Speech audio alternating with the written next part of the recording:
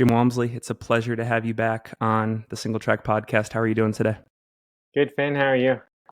I'm doing great. And there's a lot of stuff that I want to talk about in this conversation. One thing, as I was prepping for this, that came to mind, we had Tom Evans on the show before UTMB. And one comment he made that stuck with me was that he didn't spend much time reflecting on his Western States win. He just sort of dove straight into UTMB training. It was full steam ahead. And I'm not saying that's good or bad. Personally, I thought it was fine. I'm not much of a celebrator myself, but I'm bringing it up because you're in a similarly interesting position where, you could soak this in. You could be full steam ahead for that golden ticket chase at Nice. Where are you at right now?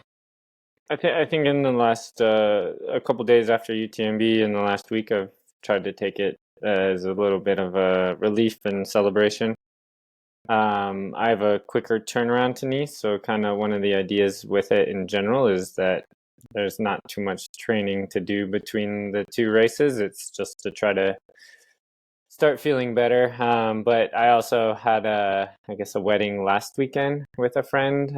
So it was a big French wedding and took several days. So extra celebration there and not worrying as much about the running at this point.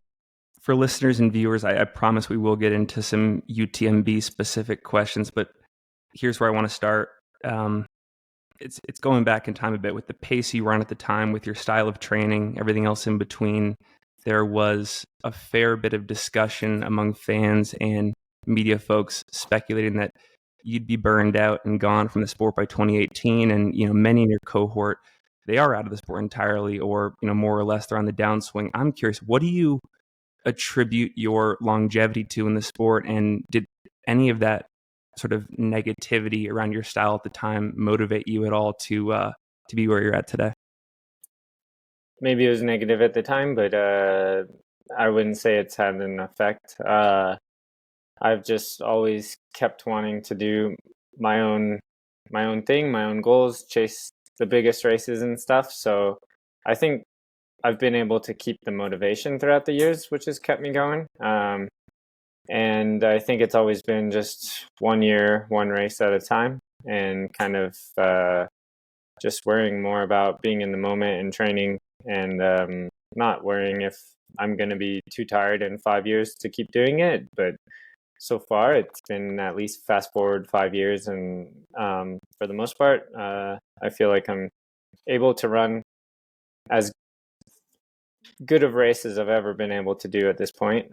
Maybe racing a little less. That's another thing that I wanted to follow up on. So you mentioned racing less. When it comes to career maintenance or sort of keeping the ball rolling, 5-10 years into the future, has there been anything else besides racing less that you have changed in your approach? And what do you think is going to be the single most important variable for staying at the top of the sport as long as possible? I mean, at this point, I think it's just proving some consistency of I've been able to do that, but at the same time, it's continuing to try to train and continue what I'm doing because it feels like it's working. I think the biggest theme throughout kind of my growth of ultra running has been increase in vertical, just year after year after year. So time and the amount of vert, which I would contribute to a sort of strength training, tends to be something that I think has made the biggest impact, and being stronger over longer distances. I think a lot of that can be contributed to always factoring in more vertical climbing and being aware of that. Dang, so vert, do you think that when you look at the Europeans, for example, the fact that they spend an entire calendar year in the mountains in various forms, on skis, on foot, etc., is that a component to longevity? Do you think is that one of the realizations you've had being over there in Europe? Because you see people like Ludo, for example, that are 48 and they're top 5ing at UTMB still. Do you become a more complete endurance athlete in that setting? I think you're throwing in a couple factors all at the same time when you talk about Ludo or even some of the Europeans. One of the realizations is that just isn't that the Europeans aren't all identical. They're not all doing the same thing either. there's plenty of them that live in valleys that don't ski in the winter and they're just running all winter. But something interesting is it's almost even more of a grind because at least in the States, we have some races in January, February, sort of to get ready for. They don't have anything for the most part during winter months. Like it's pretty shut down. So I think it's a bit dreary. And just like us in Flagstaff, or at least myself, similarly in the winter season, you end up like I would switch gears more towards a road running kind of pace, whether I do a half marathon. There were a few years in there, or just more flowier trails because as you climb in elevation, you run into mud, snow, whether that's Flagstaff, Sedona, sort of thing. Where in Flag we were able to get some stuff because of the Grand Canyon, but unless you truly go to like a desert, yeah, it's really difficult to get climbing, and then even that's climbing on maybe more of an American level, all things considered. I'm able to get a lot of climbing in the summer when I'm out in the mountains in Silverton. I think you saw Zach train like that. I know I've been to Alaska. Yeah. Like climbing and vertical was super easy to get there, but the trails are pretty rugged. And then where I'm living at here in France, just everything's up and down straight from the door, and it's pretty unrelenting. But when you talk about Ludo and longevity, so one, they're staying. Well, he actually doesn't live in the mountains per se. He lives in Geneva, but he's got a house in the mountains that he'll spend vacations at, and he'll do like bigger blocks in the mountains, maybe say a week or 10 days or 2 weeks. But day to day, he's not necessarily every single day. Just logging vertical because many times he's working. He's an air traffic controller at Geneva, so it's pretty flat on that side of Geneva. But something he does is like he raced so much in the winter on skimo. He loves skimo, and then when you are in the mountains in the winter, basically you're not running, but you're doing a lot of strength training with the vertical up and down, and then in combined, the hours you can do is going to go way up because it's just like cycling or swimming or something. A lot less bang on your body. So now you're getting in a sort of cross training season. And one of my thoughts here too was just a dedicated cross training season, I think could be useful for just about anyone. And kind of even in Arizona, we would almost have a better backyard to do a winter cross training season on a bicycle rather than skiing. And that's kind of crossed my mind, especially maybe some mountain biking that kind of gets you away from just pedal, pedal, pedal, pedal. Mountain biking gets you still on trails and exploring things and really helps increase your vision on the trail. And then even that's a whole nother subject, but skiing and biking are both faster sports than running, and I would say athletes that do both tend to have better vision, especially downhill. So when you're running downhill really fast, they tend to see the lines a lot easier. Sort of along the same lines, I have always pegged you as a sort of curious student of the game. Like you sort of leave no stone unturned when it comes to putting yourself in a position to become a better athlete. You're curious. And it could be American ultra runners, it could be European ultra runners. Who are you talking to the most right now, and who are you learning from the most right now when you think about like adding tools to your toolkit and just generally becoming a better endurance athlete? Yeah, I mean, without a doubt, moving here, I literally live 300 meters from Francois.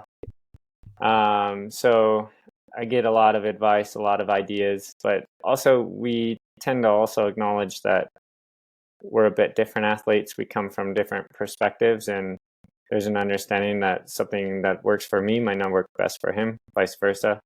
And then one of my best training partners here in Arash has been Simon Gosselin. He ran CCC this year and runs for team Cetus Matrix, which is a French team, and then he coaches a bunch of the athletes on the team, and so he's got a good wealth of knowledge, and I spent a lot of time with him. He was my skimo partner for a couple of races this winter, which was pretty cool. I'm sure there's a lot that comes to mind, but in the context of this interview, what are some learnings or takeaways from those guys that come to mind? in the last year or so living in France? I mean, they're bigger pushers on doing more skimo. I mean, like you talk Francois Dane, and he lives for the ski season. A lot of the trail runners out here live for skimo season. Like they love it. It's a really beautiful time to you can kind of see how to link up the mountains a lot more beautiful than even trail running, because the ridges and the descents are a lot more fluid. And the amount of gear management to do 5-10 hours is a really fun, nice day when the conditions are right.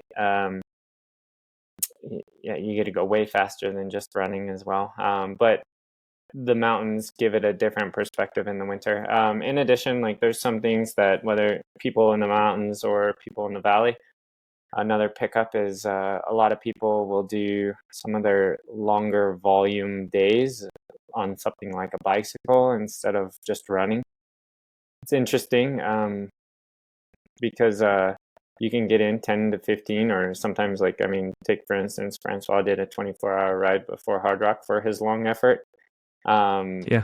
It's interesting because you're doing something similar metabolism wise, eating wise, mentally, sort of things. It's also, they tend to build skills, whether it's skimo or cycling, that tends to make their experience a bit different than whether you were to just jump into those sports right away.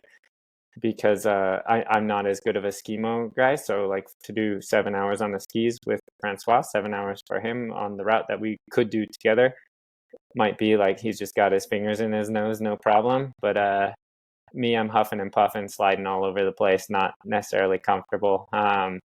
So it's I would say sometimes kind of a harder day, or like I'll take a fall or two just on the descending or something, and the falls add up to a fatigue. Similarly, when you look at especially like professional cyclists, you can truly see like an art to a pedal stroke with the sport, and just how much power they're getting through the pedal stroke, and basically Yeah. how inefficient you are when you just hop on a bike and try to do the same thing in the exact same setup. Like you could be on the exact same setup. It's just how much power they're getting through the pedal. So as you put in more and more time to cycling as a cross training sport, you'll become more and more efficient. So when you look at the hours, it's a little bit of a grain of salt with it as well. I know you said earlier that it's unfair to, put all of the European ultra trail athletes into one basket. There's significant differences between all of them. I totally respect that. But if we had to sort of stereotype the American ultra trail endurance athletes versus some of the Europeans that you've interacted with, are there any other significant differences in their approach to the sport that you think might interest the athlete and that have, piqued your interest and it's led you to tinker with Yeah. certain things in your training or racing approach? So I think it boils down to part of when you're truly in the mountains, like a valley that I live in right now, with Francois. In the winter, we'll get 2 hours well, we're in a not the best spot. We're in a pretty shady spot where my house is. Francois actually gets more daylight than I do, but we'll get the, like, say 6-8 hours of daylight, but probably 2 hours of direct sunlight. So I remember going back to Silverton this last in May or June.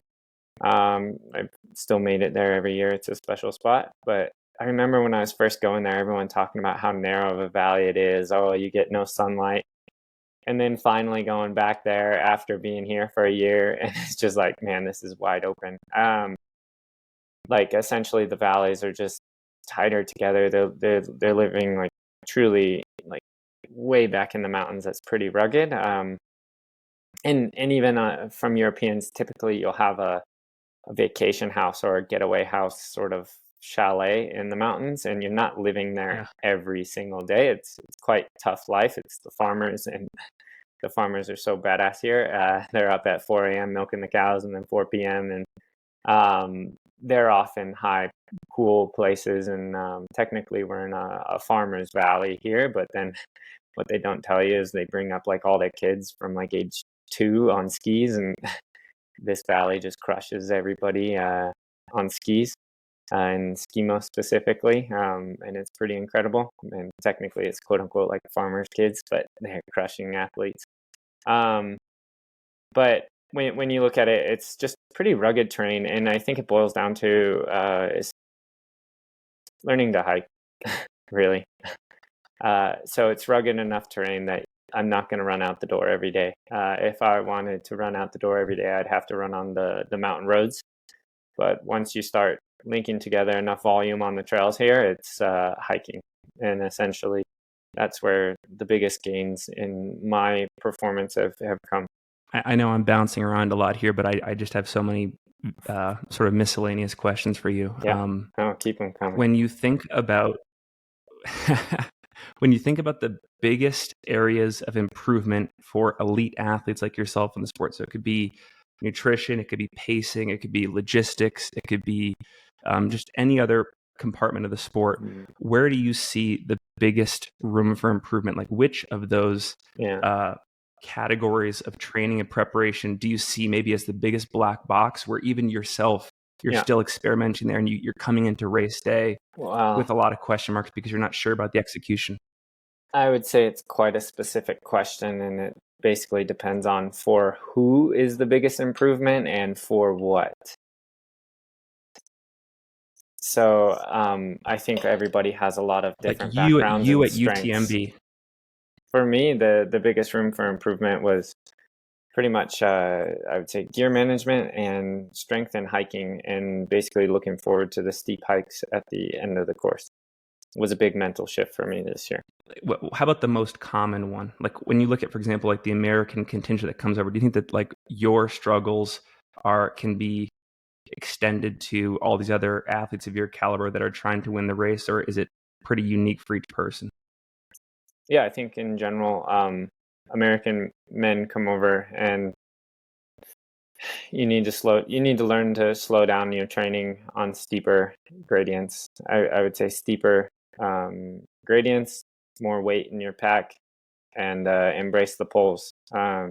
So like when I train in Flagstaff, it's really difficult. I'm basically just going up and down a couple of trails in most places where many of the more well-known or established trail runners in the US will have only a couple options. That'll be 20-30% grades. So you need to get up over 20%. And once you start doing volume on climbs over 20%, you'll eventually not be running them if you do them every day. So lean into the hiking. You're going to get really tired. You're not going to want to head out the door, and I start by just going, all right, I'll just start hiking today, and I'll just start heading out the back door, and I just start hiking, and then you kind of warm up into things, and maybe you'll get some jogging in, but it's okay. Some days when I'm really tired, I think one of the easier loops I have to get something kind of on the board that feels significant would be it's 1,000 meters or 3,300 feet in 8 miles. Takes me probably hour and a half to hour 45 to do from my house, but there's a couple of those options out the back door, and that's an example of like it's still not a very fast 8 miles. But one question I have about granted, I would go say ahead. I'd add in with hiking, you can still drop a very, very fit person just hiking. So I guess when I'm saying hiking, like it's a pretty powerful tool, and as you extrapolate races longer and harder and more challenging, essentially hiking will become more and more powerful for that. I think it's actually a really interesting difference even between Zach and I, and Zach had a really great race, and by all measurements I think a extremely successful UTMB.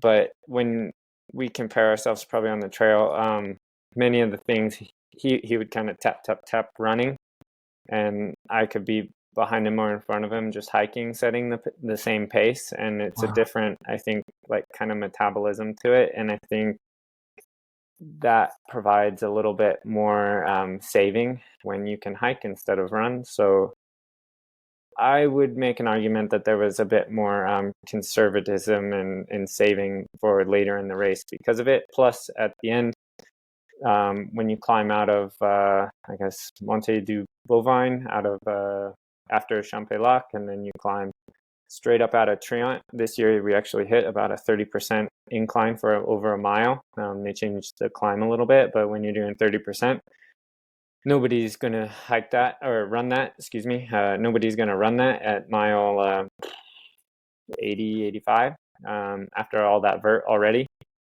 But I could probably hike it and put at least 5 minutes into just about everybody on that hike, just on that one climb, I would say. When I look at past races you've done, again, this is just an observation, I could be totally wrong, but it seems like you have been biased towards front running and early attacks in races against your competition.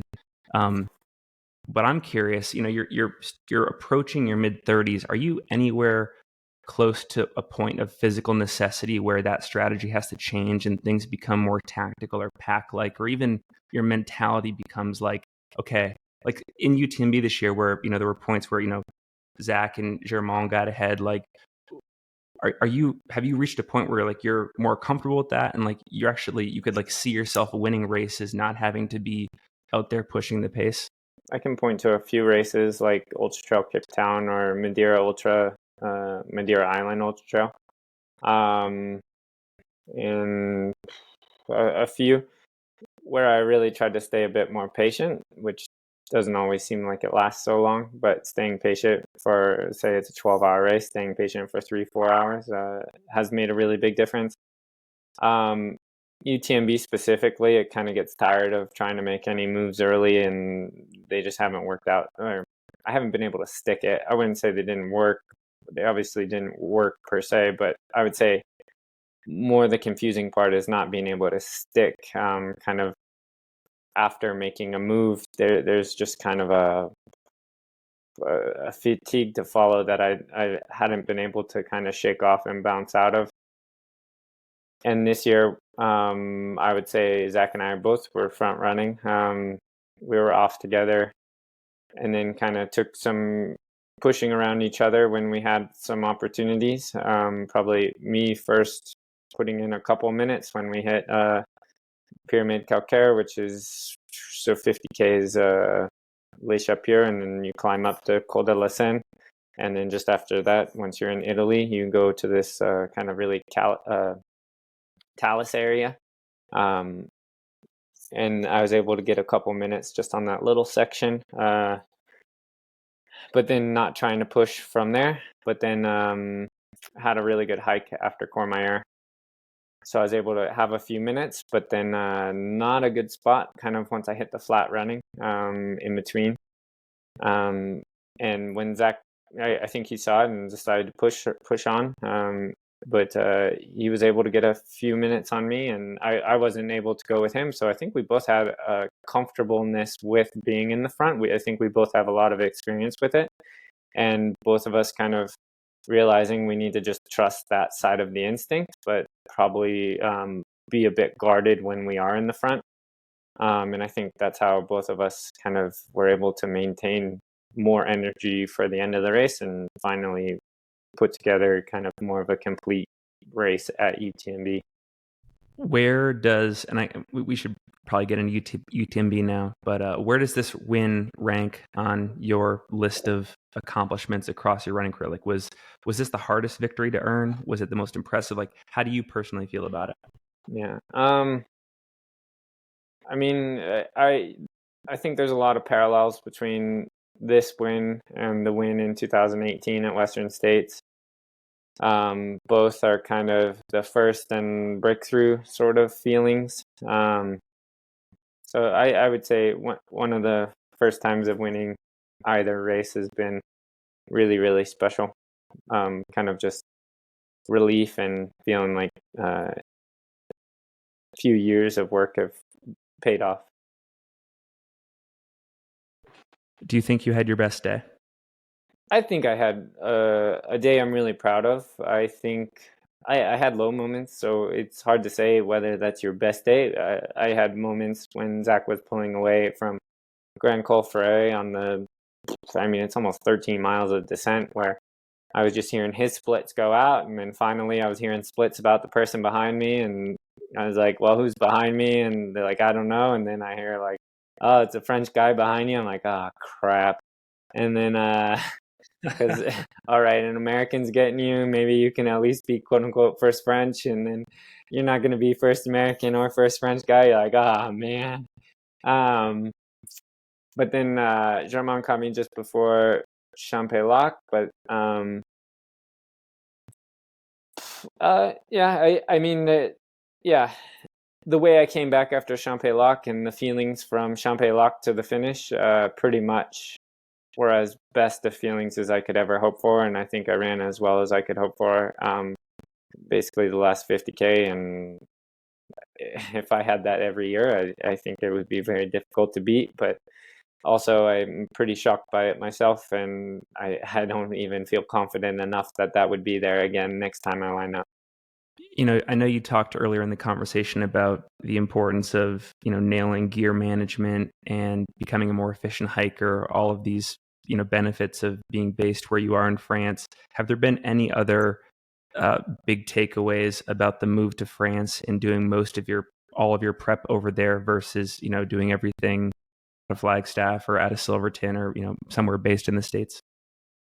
Yeah, I mean, when I come here, I know where to go in the grocery store. I know what things I like. I don't have, like, people always ask when they're coming over from the US, like, oh, what do you need? What do you want? What are you missing? And it's really gotten to a point where it's just, what do you need? I mean, like, you don't have any, like, I'm okay without anything from the US at this point. And um, truly, I would say being more comfortable abroad and with French culture and speaking a little bit of French and um, making friends over here. Like, I feel pretty happy over in here in France.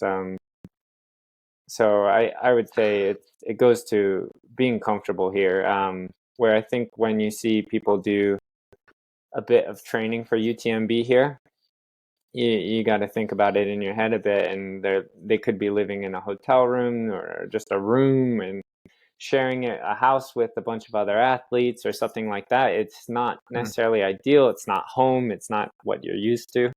So I think it's truly like moving here creates some of that comfort. That's actually one of the biggest advantages with it. I think learning gear management, learning how, like, just not even learning, practicing hiking more and just realizing a bit more emphasis on that for myself specifically.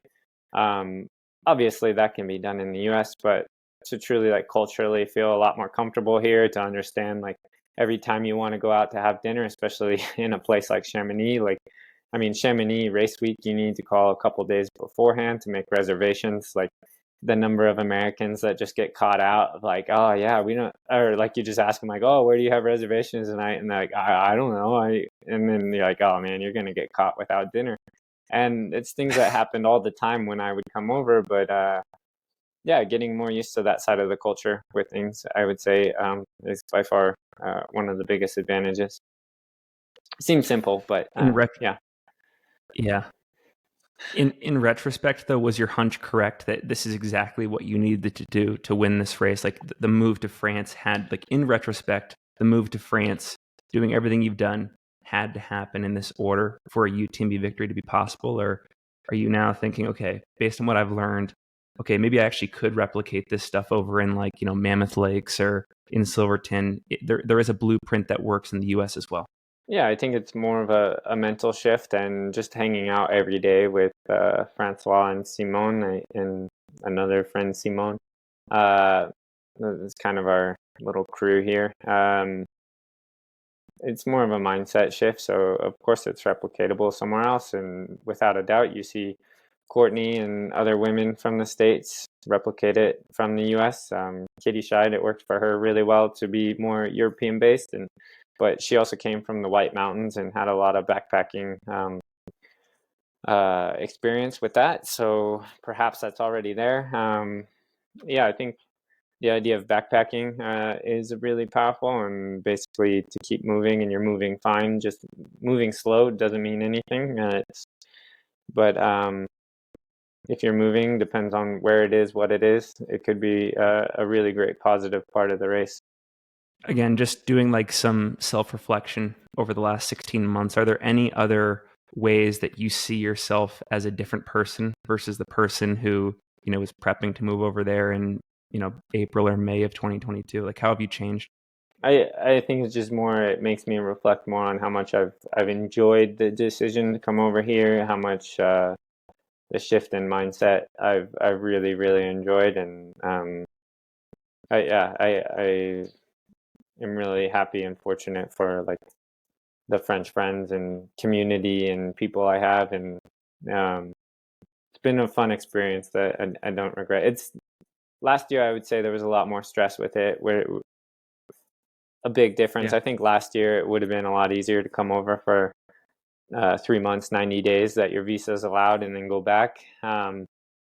It's more stressful to come over and actually come through the immigration process, and it gives me a lot more eye-opening empathy for immigrants of all countries, whether you're immigrating to the US, immigrating other places. Like, it's not easy, it's a big change, and when you don't speak the language, there's lots and lots of obstacles. So I would say it's just been a really great experience as a human, outside of just running, and a success with trying to win the race that I've been aiming towards. Like, I would say it's been a really great step forward to progress as just a person. Can you speak the language pretty well now? Are you pretty fluent in French? Has that changed at all? I'm not extremely fluent. It's getting a lot better. I can speak pretty simply with people. And I mean, even just, I actually think there is a bit of weight lifted off my shoulders, because even since UTMB this last week, I think I've been piecing together sentences just really well. But since we went home to Flagstaff in May, June, I haven't really been like keeping up on my studying at all. And I mean, it's just a typical Duolingo thing, but all I'm doing right, like for the last 2-3 months, has just been kind of extending that streak, and then I'm not really studying. But I am speaking with people when I go for runs. I try to say what I can in French, and just the amount of mixing French and English together with friends that are French that don't have the best English, we're able to piece together a lot of stuff, and it's cool to see the thought process all come together. But definitely realize I'm getting a lot more comfortable speaking it. Getting sort of tactical about race prep for a second, and I'm sure you've already pointed some of the answers to this question out earlier in the conversation, but just so that sort of we have it for anyone listening that's like curious about trying to replicate what you've done, what have you learned over the years, over your multiple attempts at this race, are the biggest keys to success at UTMB? Like, what are the essential parts of the how to be competitive at this race blueprint? I think it's a thought process. So to think about time rather than distance. If you think about distance throughout the race, I think it's pretty demoralizing. But if you think about it as 20, 22 hours, then it doesn't change much. So you can keep kind of grinding away, and you just commit to doing 20 hours, 22 hours, 24 hours, whatever it is.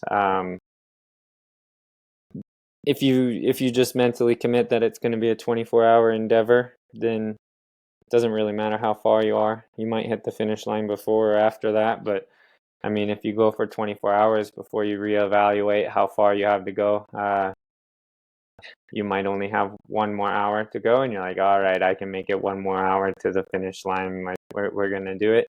So I think time-based perspective is pretty important, which then goes to not rushing it. So throughout the race, and especially the beginning of the race, I think it makes you more patient of a perspective, makes you more locked in as far as like, no rush, because we're clicking along. We're gonna get there when we get there, but running faster now doesn't necessarily help you run faster for the whole loop. You just kind of gotta lock in and let the hours go by. Stay on top of the little things of nutrition, temperature management. But other than that, you're in it for the whole duration of the number of hours you're going for. And I think a lot of that even comes with just becoming more and more in tune with the larger ultra sport, seeing some of the 200-mile races grow in the US a little bit, but then, I mean, following along on tour this weekend and the winners in 66 hours, like, pretty crazy. It's really, Wild. really long day. 66 hours is a long day. But then you say that to some people and they're like, oh, well, 66 hours could be 3 months. Like, I guess it could be worse. And you're like, well, that's pretty messed up way of thinking about it, but sure. But maybe other people with through hiking experience have a different perspective that 66 hours isn't too long. There's been a lot of numbers crunched about, objectively where the most important places on the course are. Like, we talked in our preview episode about how you need to be, within a certain position at, Courmayeur or, X minutes back from the lead to sort of be in contention for a podium or a win. We've heard things like, the race starts in Champay-Lac. In your opinion, subjectively, having been out there on the course so many times, what do you see as the most critical sections of the course and why? Well, I mean, if I take away from this year that did work, as opposed to other years that maybe I wasn't sure it technically clicked, I think it was just most important when I wasn't feeling good to not push to someone else's effort level and just to focus more on moving well, taking care of yourself still, and just waiting it out. There was a really good experience this year with being more patient with that. I think if I rewind all the way back to 2017, I think it was a bit more getting locked in when I wasn't feeling good and still hanging in, and probably broke me pretty bad with the big reset in Champay-Lac and this and that. And by big reset, I mean like a half hour, like lying down on a bench. Then even 2000, I guess last year, 2022, perhaps pushing when I saw an opportunity to put time into Killian, and continuing to maybe squeeze harder than I should have when I saw a gap opening up. Perhaps it's just better like until it truly feels right and until you think you're going to make it to the finish, which is in doubt almost the whole way. Just still sticking to your own effort and patient. So it's kind of just more about your own game plan. I think with UTMB, the course tends to be hard enough that I feel like everybody's broken, everybody's suffering a lot at the end of the race. So it's really being in tune with yourself. Whereas, I mean, some of the days at Western States, I feel like I've been strong enough just to kind of do what I wanted to do. Whereas at UTMB, I think the course has been hard enough to struggle through it. That's fascinating. It's 14 where'd you hours focus compared this to year 20. on shape? Yeah. Yeah. That actually reminds me, and again, I do want to come back to UTMB in a second, but in terms of the potential of people of your caliber, which race do you think there is the most amount of time to shave off at the top end? So like, is it Western States, or do you see the most potential for people like you in our sport to redefine what's possible at UTMB as opposed to Western States? Like, where is there more opportunity for redefinition?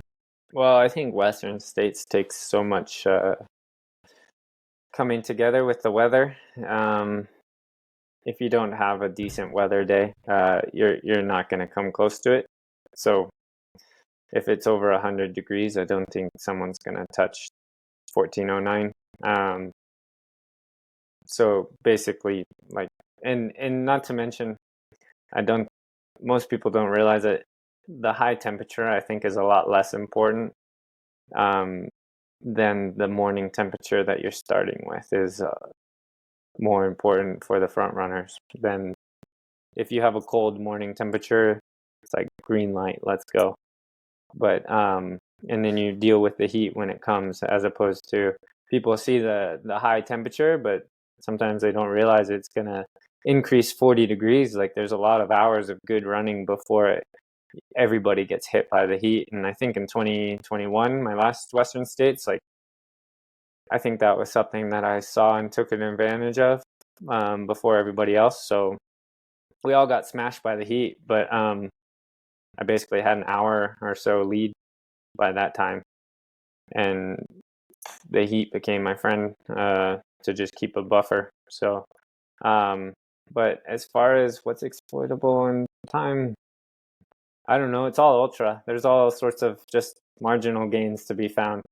And I think this year you also see more and more consistency with the front runners in aid stations, with times dropping dramatically. However, part of that might be just me doing a little better to bring down average numbers, because I'm typically just giving up 20 minutes at least at aid stations. So for me to clean it up to only be 5 minutes behind everybody was a lot better.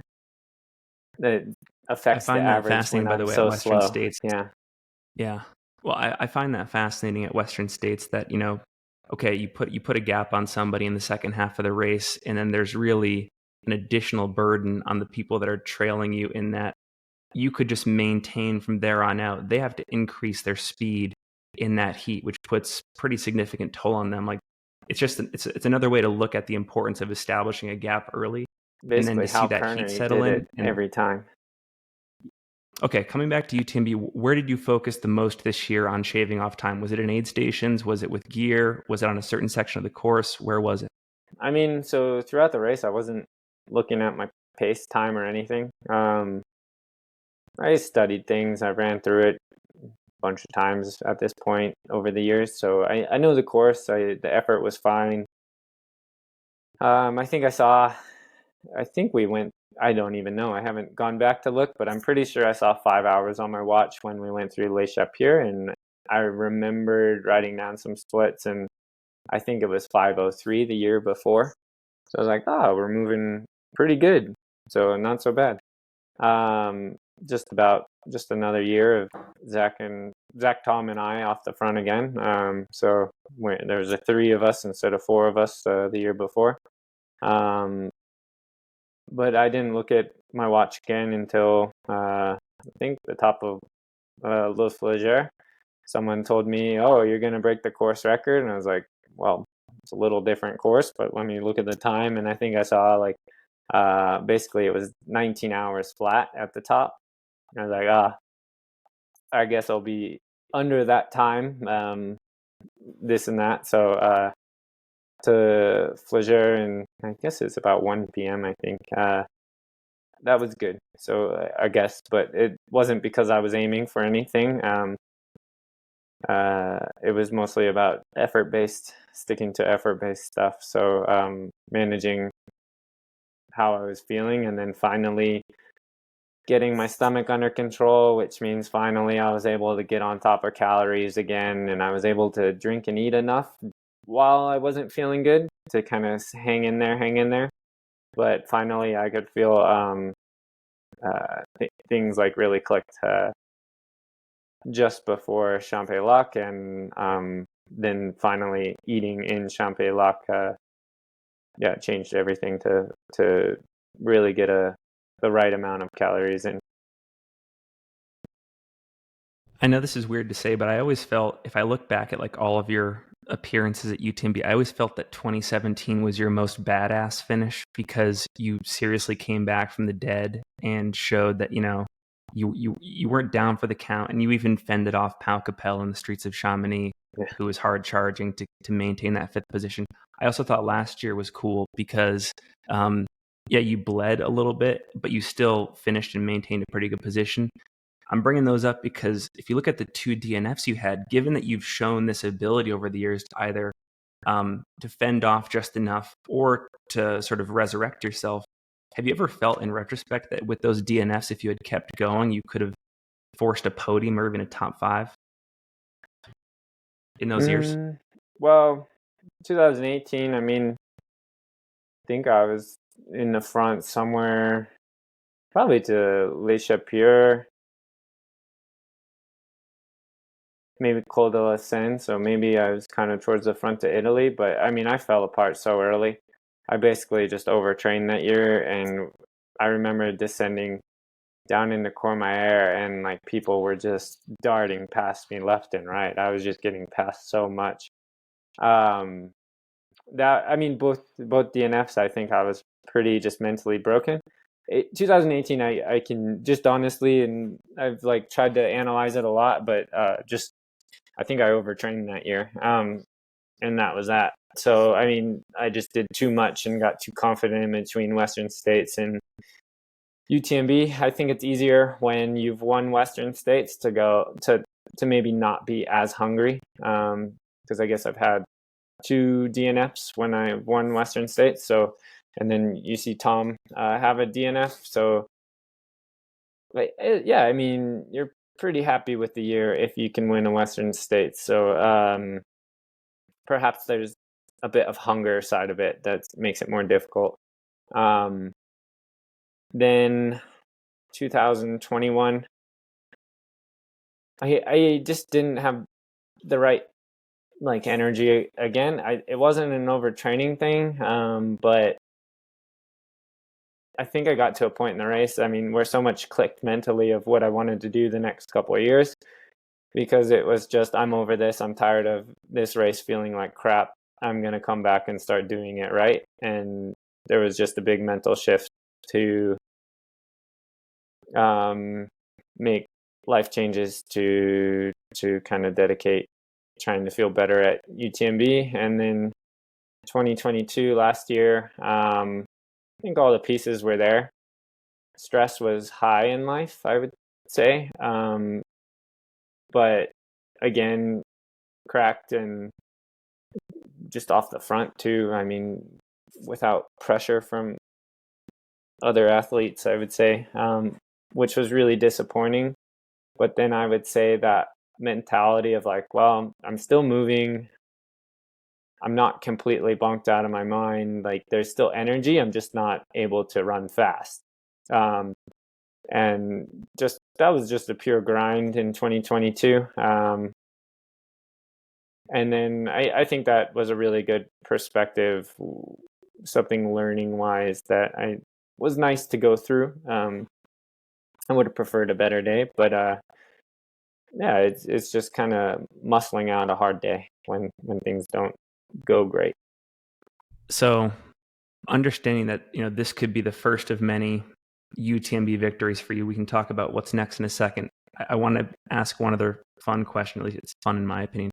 Who do you see among American male ultra runners coming up behind you that also have the potential to win this thing in the next 3 to 4 years? Like, who is it? How big is that roster behind you? And do you think this is sort of a floodgate Roger Bannister type scenario where because you won, you've now proven it, and you see this cohort of like 6 guys that are going to, do it as well in the next 5 to 10 years? How do you think about that? Well, I think most obviously most likely to be the next American male to win would be Zach Miller. He just has to run just like he did this year, and it's a matter of time that will win the race, I think. I think it was good enough to win pretty much every year except this year. And then, I just think he ran really well. Behind him, I think I've always said before even Adam Peterman won Western States, I think with his background from Montana and backpacking and a bit outdoorsy, I think he has a really nice toolbox for UTMB. However, the lack of experience actually racing out here could play a difficult factor in being comfortable enough in how he approaches that. He tends to hit things a lot better on the first try than me. So yeah, who knows? And he's still on the road of recovery from an injury. But and then I think you have a wide open list of really good Americans from there. You saw 3 really high placed American. Well, also skipping Tyler Green got top 10. So he's a contender. I don't think he was in contention at the front of the race this year or in years past, but it was a huge breakthrough. And sometimes you don't know how the momentum of 7th place at UTMB, how much that's going to play in and how much he can ride that wave. So perhaps that momentum will continue to build to a higher place. And then I think you still got to look at CCC rather than Americans that haven't jumped over to kind of put their foot in the water in Europe. I think you first got to start looking at the Americans that have, and for the most part, that's been racing CCC for most people first, which is kind of the best first taste, but the pace of CCC is different. It's a much more patient pace at UTMB and a much more absolute like reckoning of the legs at UTMB than something like CCC, I believe. I've ran, I guess the maybe the closest race to CCC I've done is Madeira, but I you just don't get the emptiness of running through the night. I think there's a bigger inefficiency with running through the night with how you hit the ground. I think it's a bigger energy expenditure, not only temperature, like temperature a big one if you're not managing it, but as well as just how you're hitting the ground. I don't think you see the ground as well at night. All right, so talking about the future, I'm really curious about how you see yourself defining this next objective. Is it about stringing together multiple UTMB victories? Is it about a return exclusively to Western states? How are you thinking about the future right now? So I think as an athlete, you have to continually adjust your goals and essentially evolve with your goal setting. I would say for sure. I feel less. I'm not sure what the next step is exactly. What I'm gonna be most motivated for. At this point, I'm requalified for UTMB already. I don't have to do a 16K and break a pelvis to get into UTMB next year. So I'm qualified with Istria earlier, and then I have plans to still do Nice 115K in 2.5 weeks. We'll see. I'm doing a vertical race on Saturday, just out like this vertical that I look out at my door. So I'm pretty excited about. I really like doing some of the local vertical races, which like the Americans never hear about. But I actually do a lot of races these days, but a lot of them are super low key and no one hears about. And then even if you did, it's kind of just the French that get what they are. But it's been pretty fun. But yeah, Saturday is going to be a really hard race against. Yeah, we'll see. But I've been riding a bit more my bike for recovery, but I actually took a little bit of a fall yesterday. So we'll see how it goes. Not feeling getting back into training quite as quick, but more or less, Nice sets up at least potentially opening the door for Western States next year.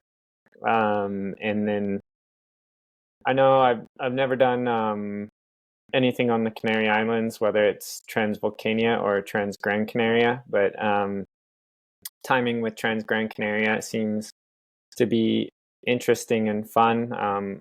Obviously, is 1 week after this year, I think Black Canyon. Black Canyon seems a little less interesting, being just 7-8 hours and full gas on trails I know really well. And plus weather sometimes just floods that course. You never know. But Transgran Canaria seems to be pretty interesting. It kind of seems like the closest thing Spain has to a big ultra event. So that seems like a very entertaining idea for winter. I know last winter doing skiing, I missed running as much, surprisingly. So, or unsurprisingly, but so we'll see how to mix things together. But at this point, I'd say I'd like to open up the opportunities to kind of pick and choose what I want to do. But even if I'm in a certain race, maybe I do something else that's not as famous. But yeah, I don't know. I guess like in your opinion, even I'm curious just to get more opinions on everything. Like what would be next trajectory or this or that, like that you would see anyone doing. Well, what's your hot so take? I put this question out on Twitter, or not Twitter, on Instagram, and there were probably 38 people that said they want you to do Hard Rock next year. That if you are one of Dale's picks or whatever they call it, that you should drop everything and go do that race, which I think could be very interesting. I just think for me, it comes down to where is the highest density of competition, and can you exploit that during the prime of your career? And because it's so difficult to get so many people of high caliber on the same start lines, it just happens to be the case that every single year it's either Western States or UTMB where that opportunity is. And I have a whole list of races I would love to see you race, but I feel like there's a time and a place when you're in your mid 40s and you can still, win or rip a course record. So I think I want to see you keep going back to UTMB while you're still at the height of your powers. Yeah, because the other big idea could be comrades, but I feel like I dedicated 2 years to that anyways, with doing kind of a unfulfilling marathon, but also uninspiring to go back to the marathon adventure. Didn't really enjoy that block a whole lot. In retrospect, it was just full consuming energy and time. I would say to train many more hours on the trail is, to me, a lot more stimulating and enjoyable. So I've enjoyed the trail running side of things. I think another crazy idea that could be fun is doing the Golden Trail series. Yeah. Because you're talking about some really classic races and then some sharp racing with some of the best runners in the world. Trying to come back to UTMB, trying to pull off the Western States UTMB double. I would say Hard Rock and Grand Raid are a little bit in the same boat. I got unfinished business at Grand Raid for sure someday. I'm not sure that time's yet, but I hate that race, so we're gonna go get it someday. But in the best way, I say I hate that race, and that I think it got me good in 2017, and I just know that I need to be ready before I go back. So yeah, and then there's like the really old records that still stand, whether it's Leadville, Jim O'Brien at Angeles Crest. I think people have thrown out Pikes Jeff Peak. Rose at Wasatch, some things like that. But yeah, and then you're racing time, not necessarily currently the race. It's a new endeavor, and I think it's a disrespect to any of that to walk in and think it's going to be a 1-year wonder and just like, oh, swept it up, here we go. Because, and especially for me, I think most people have known it not to be as simple as that through some of the better wins in my career. Well, I guess the question I have for you is, in your mind, what do you want it to all amount to? Like at the end of the day, do you want people to recognize that you were the greatest to ever do it? Is it some other motivation? Like when you think about race construction and why you schedule what you schedule, what does it come down to for you? I think I'm most drawn towards the competition side of things. So I would say Hard Rock's a tough decision because I would say it doesn't have the competition aspect. However, both myself and my wife are totally in love with the San Juans. We love the area. We love the route. We love the course. Yeah. Yeah, we got married in Silverton. So yeah, it's difficult to say, but yeah, and then even kind of maybe scheming a race to do together with Francois or Killian or both, or getting Tom healthy on his first race. I don't know. Some of it could be just kind of coordinating amongst. That's come up over the years many times, whether many of the people in that group and more obviously get together more and just choose our own race to do rather than the UTMB. We just do, well, we're going to go here. This is a place we all want to go and race and call it the common ground. Something like that would be really cool to do. And talk about a tectonic shift in the sport. If everybody did that at the same time and did that and everybody stuck to it, sticking it to a race organization like UTMB that doesn't give a lot back to its athletes, especially its elites, there's not much of a kickback other than, hey, we'll give you a pass to drive to the aid stations and your crew doesn't have to get lost in the chaos of the shuttles and whatnot. So it's a super important part of doing that race that kind of makes you in debt to, well, you need the pass, but yeah, there's not much kickback from doing UTMB that you couldn't organize at a different race, and I think there's an underappreciation from them, from the elites and Western states, arguably as well. But I mean, being a nonprofit, I think we kind of understand more from Western states, less of a kickback towards the elites, because I would say they're also elite based. However, it's not a for-profit business model. Obviously people make livings off of it, but people work in nonprofit for careers. Like, it's a thing.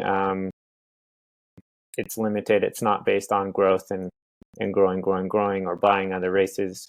So it's easy to pick on UTMB that way. But, or does UTMB, you continue to give them the power to grow and set up this kind of stadium of events and whatnot, and if you can conquer that series, then you can kind of say you're the best in the sport. That's pretty cool too. It would be weird to think about everybody organizing to go to, say, Ultra Trail Mount Rosa, which is in Switzerland, maybe 1-2 weeks different, super beautiful loop. Or say you did the Tour 100-mile distance with 12,000 meters, so 2,000 more meters of trails in Aosta Valley. Say everybody does that, but then it's vacated who's doing UTMB. Someone's going to show up and do UTMB and get that like golden ticket of like, I'm the UTMB winner now. And it's, I think all of us have chickened out and said, yeah, I still want to do that and be that person that gets a bid for that. So we've actually talked about this quite a bit on the pod, and I'm super energized by what you just said. And it sounds like you already get it, but like the only question in terms of creating a new race or, shifting what is considered important in our sport, it really does come down to organization on the athlete's part. And if you can convince 5 or even just 5 or 6 other athletes of your caliber, like Tom, like Killian, like Francois, Dakota, Adam Peterman, overnight there's a seismic shift in the sport.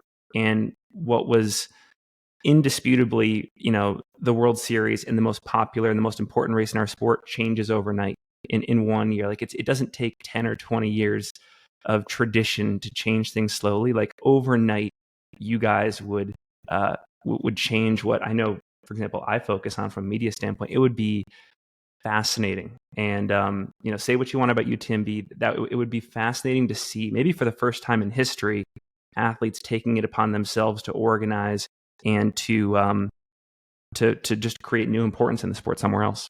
I think it's narrow-minded to say in history. I mean, you got to look at track and field in the 70s and just American track and field, I guess, but just amateur sports, ultra trail sort running of now. stuff. I mean, I'm talking ultra trail running. Yeah, it's a 40-year-old sport, organized sport maybe, but trail running's longer than that. But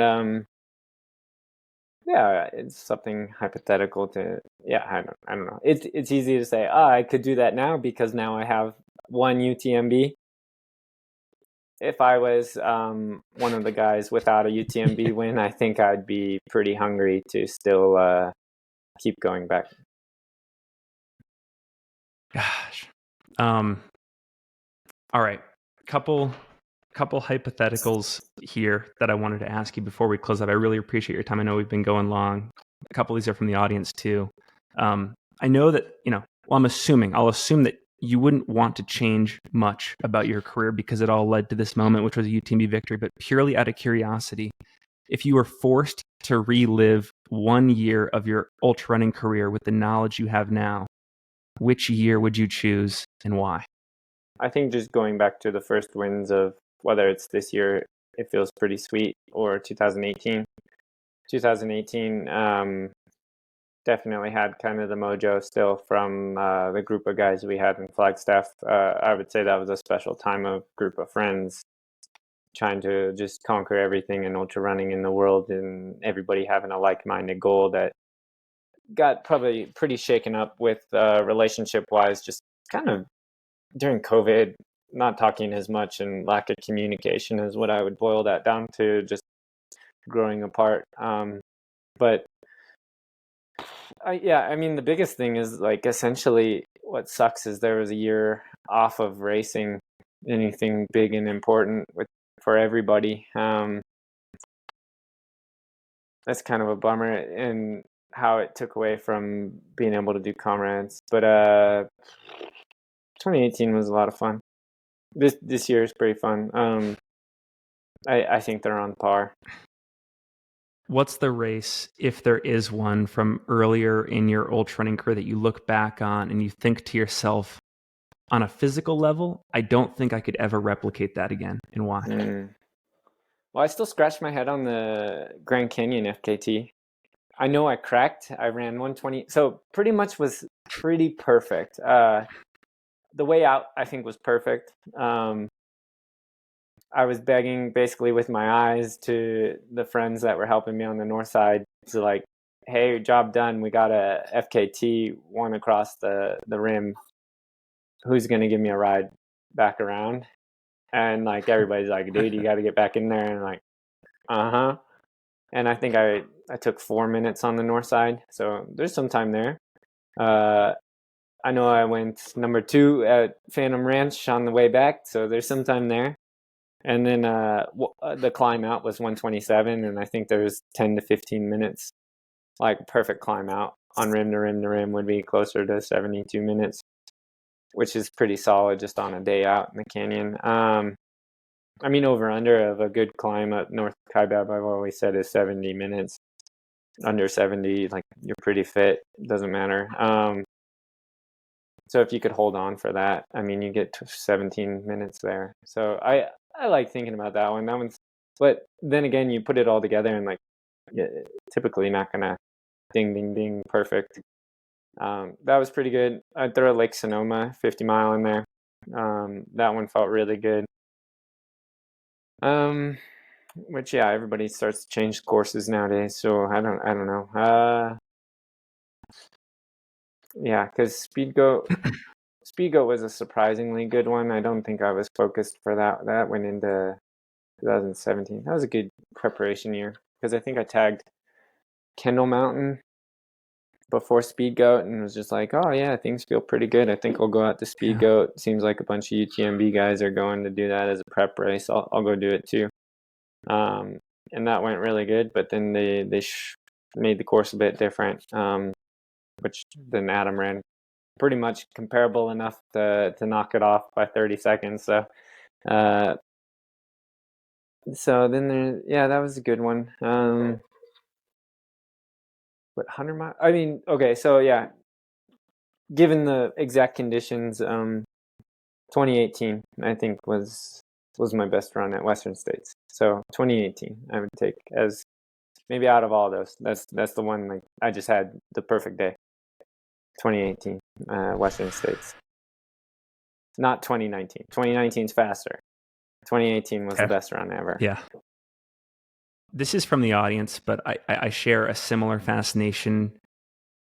Again, I know it's debatable. There's a whole history here. There's people that came before you, but in my mind, you're one of the first athletes in our sport to really comfortably, and I want to stress comfortably go pro. Like you got from what I understand, you got a pretty good contract from Hoka and maybe Cliff back in the day, Wahoo, all that whole combination. What was your experience like going pro on the business side? Like, did you get an agent? How was that navigated? How did you land with Hoka versus like Adidas or Salomon? Like, what can you share there? Because I just find this so interesting. Well, I signed a contract with Hoka in 2016. It was kind of a weird time to come to it, and then just given the circumstances I was living, I didn't need too much. I think it was more in the dirt bag, trying to make it runner world. I could have been, especially in the beginning, like pretty okay with just getting shoes and clothing and stuff, and like, oh, sure enough. But I mean, I think realistically, I only got offers from Nike, Salomon, Hoka. Adidas wasn't in it. North Face, the job at North Face was vacated, so technically they weren't in it. What other brands? On wasn't in. I think Ultra was around, but more just, yeah. I think there's a lot more competitive choices right now, and I think people are really seeing that trail running's on fire. Which I think just as a sport, we need to continue with that momentum. And even now, I think pushing forward with the top athletes trying to reach for more bigger contracts is going to have a trickle down effect on everybody. So it's pretty important things. So when I first started, I talked to my college coach from university, and she hooked me up with um, a guy that was in the industry but hadn't had any agent experience, but had interesting background. Overall, I would say it didn't work out great. A couple other people signed with him, but it didn't really go how I thought it would. So then, but yeah, I ended up going with Hoka because they gave me the best livable salary that I could work less and have reliability of being able to put more into running. So that was the most important thing for me, was the freedom to um, go all into the sport. And then I would say it snowballed from there. And then since probably 2018, I have not had an agent. We'll end on a philosophical question here. I don't want to say it's like legacy based, but what do you think you've brought to the sport? Like, what's one thing that comes to mind when you think about your impact or your influence on our sport to this point in our career? Like, if there's one thing that you want to be remembered by, for just like something you changed in the culture or influenced in the culture or strategy, what's one of those things? I know a longer term effect I would like to have, and maybe still not have fully fulfilled, but I'd like to try to give younger people, like 20, 22, sort of more of an idea that they can go into this as a potential sport and profession rather than just a hobby, something for fun. And like when you're done with college running, you're done with running. That it's equally as respectable to do, and good athletes do it. Um, I think that, or you could be 32, 30, 35. I mean, I think Rob Carr hit the scene really at like 32, and just like took over the sport for a couple years. So that doesn't matter the age, but really like, and then if you look at a global scale, the number of athletes, especially coming from different sports and with a really athletic background, and you look at running, I think it's different than cycling or skiing, that we all run to a degree. So a natural transition into running is a lot more fluid than saying to start hopping on the bike um, or to start skiing. Like you kind of need the feel for it, but we all run with our feet. So technically we all have a pretty good competency of a feel with our feet to begin with. So I think it's a sport where you can transition into really interesting. So I really like the stories of people coming from different backgrounds. Again, this requires rewinding the clock a bit and examining, 2016 to 2019 in your career. I always felt as a fan, this was the height of sort of like the Walmsley hype train. Like there was the Wrong Turn doc, the Light My Fire series, Hoka Project X, some of those classic pre-Western I Run Far interviews, the New York Times feature. Generally, you were lighting it up, and you were giving the media like so much awesome content and discussion. It was so fun to be a part of. Is there anything you remember from that phase or career of your life that fans might be surprised to learn about, or maybe they didn't appreciate given the amount of exposure and pressure you had?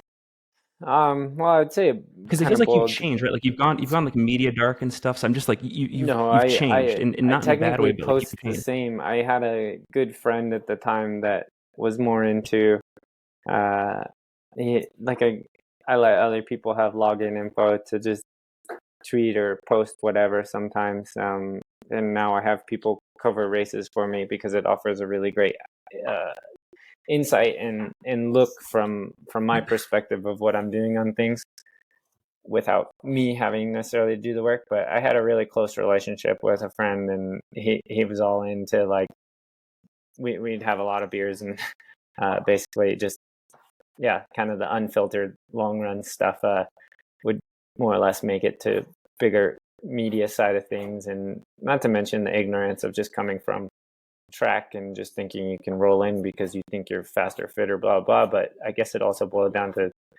inner thinking that I had a big talent that was under recognized on the track, and still believing in that through trail running, and that trail running could be the medium for that. But yeah, I don't know. I think given the right backing from a brand at the time, it would have been a lot bigger moment in career wise, instead of just like I think I didn't really get a early easy break from getting picked up by anyone, I would say. Um, Comparatively maybe. But that's okay. I think if people can get picked up earlier and have an opportunity to do this sport, I mean, yeah, I think Debo says it best of just like trail running can change the world, and it's definitely changed my world. And I think people that get outside, trail run, hike, are better for it.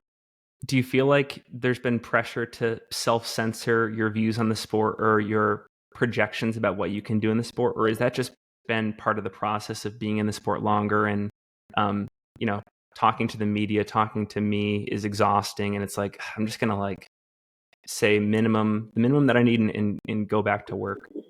I don't know. I've always thought about making an anonymous handle on Twitter or something, but more or less, I just don't care enough to do it all or keep up with anything. It's not really in my personality to be chit chatting and arguing with anyone. I prefer just not to have that side. Yeah, no, I don't think the hot takes have really calmed down within my friends and small talk, but it's not my personality to type it into Twitter. I don't care. It's more theoretical talk, and it's lighthearted, and a lot of times if it makes the internet, it's taken too deeply.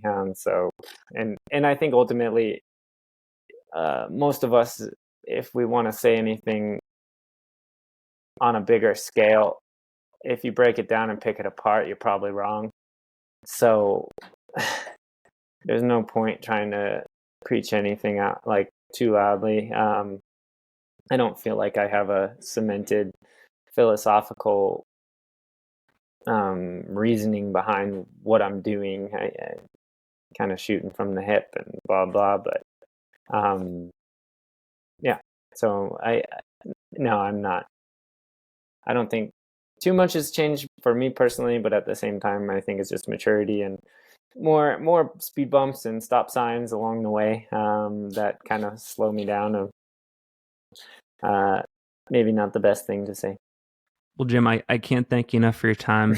Really appreciate just the great insight on UTMB, on your career, on what might happen next.